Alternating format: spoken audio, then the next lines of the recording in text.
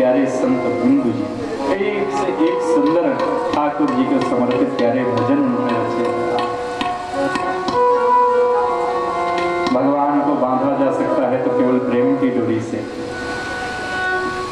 उसके बाद भगवान कपिल ने बहुत सुंदर अपनी माता को प्रकृति और पुरुष के बारे में विस्तार से बताते हैं,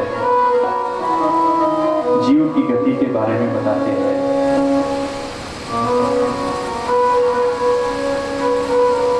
बंधन मोक्ष का स्वरूप बताते हैं।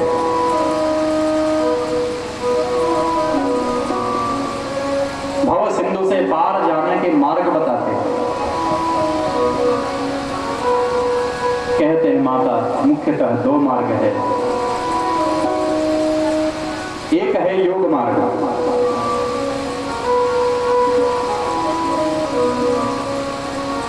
जिसका आश्रय लोगी तो हमको यह ज्ञान होगा हम देह नहीं, संसार हमारा नहीं, हम भगवान की वस्तु है, भगवान को ही समर्पित होना चाहिए।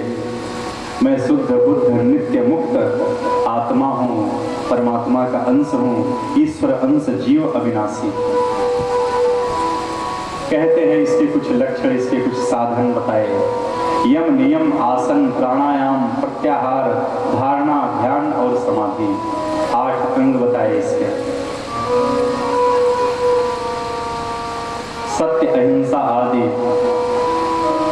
यह पंचेमों का पालन करे, संतोष शौच आदि नियमों का पालन करे, आसन को जीते, श्वास प्रश्वास को जीते, इंद्रियों को बहिर्मुख इंद्रियों को अंदर की तरफ ले जाए, नासिका पर दृष्टि जमा कर, नासिका के अग्रभाग पर दृष्टि जमा कर भगवान के स्वरूप का ध्यान करे, उनकी मूर्ति का ध्यान करे, उनके रत्नारे नेत्र, नील कमल के समान सुंदर शरीर, सुंदर पीतांबरी,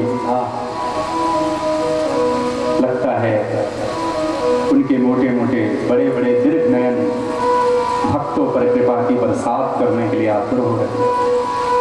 बिहारी जी कभी जाओ हमारे वृंदावन में, बांके बिहारी जी को देखो, शरीर में केवल महाराज आंख ही चमकती नजर आती है। जिनका मन उनकी आंखों में फंस गया सो तो मरे महाराज समझो। प्रेम की पीड़ा ऐसी अद्भुत होती है, प्रेमी ही जानता है।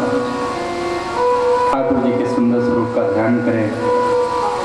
जब चित्त स्थिर हो जाए तो भगवान के चरण कमल से लेकर के मुखार बिंद तक एक एक अंग का ध्यान करें। ठाकुर के चरण कमलों का, उनके नख चंद्रिका का, घुटनों का, जांग का, उनके नितंबों का, उनके नाभि सरोवर का, उनके वक्षस्थल का, वक्षस्थल में विराजमान श्री लक्ष्मी जी का, ठाकुर जी की सुंदर ग्रीवा का, उनके सुंदर मुख कमल का ध्यान करें। उनकी घुघराली अलके ऐसा लगता है जैसे कमल पर फौरे झूम पड़ रहे हो, मस्त हो रहे हो, टूट पड़ रहे हो महाराज, ऐसी घुघराली अलके ठाकुर जी।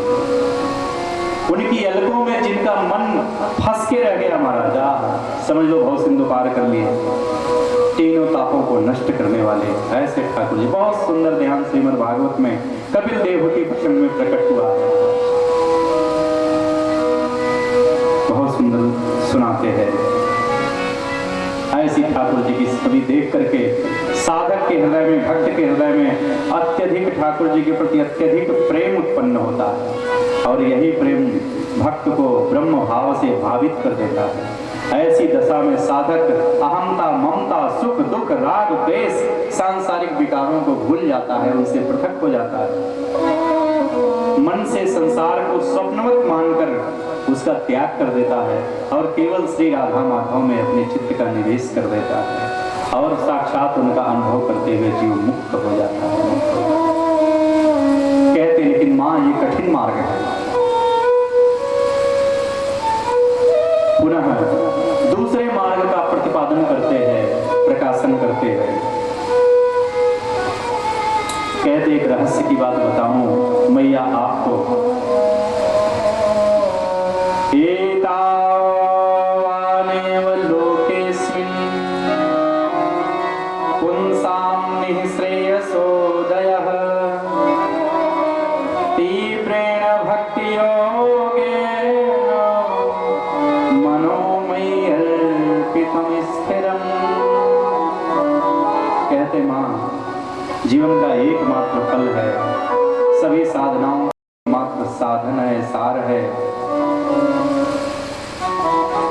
सभी शिक्षाओं का एकमात्र फल है, केवल और केवल मुझ में ही जीव का प्रेम जग जाए। तीव्र भक्ति होगी, जीव में तीव्र भक्ति योग प्रकट हो। भक्ति अर्थात ठाकुर जी से मिलन की इच्छा, भगवान से प्रेम करना ही भक्ति है। कल मैंने आग्रह किया था, हमारे प्यारे बाबा कहते भगवान को प्यार करने का नाम ही भक्ति है। भगवान से युक्त होने की दृढ़ भावना, अखंड भावना, तैल धारावत दिव्य भावना, ऐसी भावना से ठाकुर जी प्रसन्न होते हैं।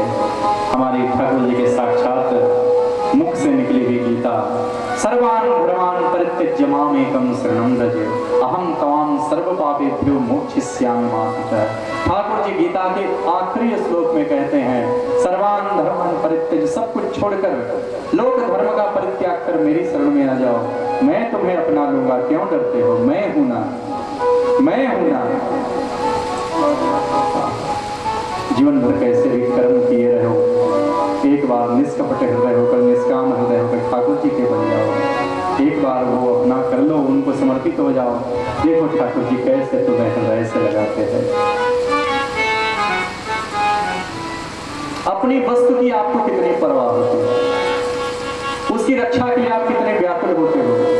जब आप भगवान की वस्तु बन जाओगे तो भगवान को भी आपके लिए चिंता हो जाएगी। जो जीव भगवान को समर्पित हो गया, उस जीव की भगवान पग पग पर रक्षा करते हैं, उसका ध्यान रखते हैं। हमारे प्यारे बाबा सदगुरुदेव भगवान बहुत सुंदर दृष्टांत देते हैं। कहते हैं जैसे किसी को सोना मिले, किसी का सोना हो तो ले जाकर स्वर्णकार को देता है और कहता है भैया इसका एक सुंदर आभूषण बना दो, जल्दी बना दो, मेरा सोना है, इसका सुंदर आभूषण बना दो, मैं इस अलंकार को अपने हृदय में धारण कर लूं, अपने शरीर में धारण कर लूं। करते हैं ना ऐसा, सोना दे दिया सोनार को और फिर कुछ दिन पीछे जाके पूछते हैं भैया क्या मेरा सोना बन गया, आभूषण बन गया मेरा। सोनार कहता महाराज अभी बनने की प्रक्रिया में है, बन जाएगा फिर आप ले जाना। फिर कुछ दिन बाद जाके पूछते भैया मेरा अलंकार बन गया, कहते नहीं महाराज बस 2-4 दिन की देर और है। जिस दिन उस स्वर्णकार ने उस आभूषण को प्रदान किया, उसी समय प्रसन्न होकर उसको अपने उर स्थल पर धारण कर लेते, अपने अंग को सजा लेते। मैया लोग को विशेष ही अनुभव होगा। ठीक उसी प्रकार जिस समय जीव भगवान को सर्वथा समर्पित हो जाता है, शरणागत हो जाता है, भगवान का बन जाता है, उसी समय भगवान उस जीव रूपी सोने को भक्ति देवी की करुणा कृपा प्राप्त करने के लिए दे देते हैं। और ऐसे दिव्य भक्ति देवी ऐसे दिव्य गुण, अप्राकृतिक गुण भक्त में भरती है, उस जीव में भरती है कि आगे चलकर वह जीव एक सुंदर अलंकार स्वरूप परिणत हो जाता है। और जब अलंकार भक्ति देवी की कृपा से अलंकार परिपूर्ण हो जाता है, अपने स्वरूप में आ जाता है, तो ठाकुर जी प्रेम से भरकर उस भक्त को, भक्त रूपी अलंकार को अपने हृदय पर धारण कर लेते, अपने हृदय पर।